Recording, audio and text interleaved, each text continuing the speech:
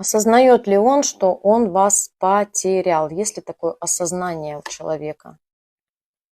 Он осознает, что у вас сейчас пауза, он осознает, что он сейчас вне ресурса. Нет, у него нет такого осознания, что он вас потерял. Здесь знаете, какое осознание есть, девочки?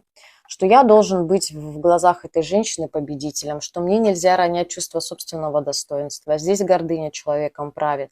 Но вместе с тем он думает, что у вас пауза, что вы все равно, как говорится, друг к другу привязаны, друг с другом связаны, что вы тут друг к другу даны по судьбе, потому что карта Иерофанта.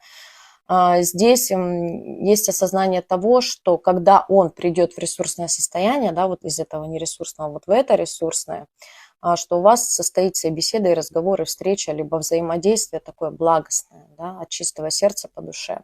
И здесь человек сейчас не в ресурсе, скажем так.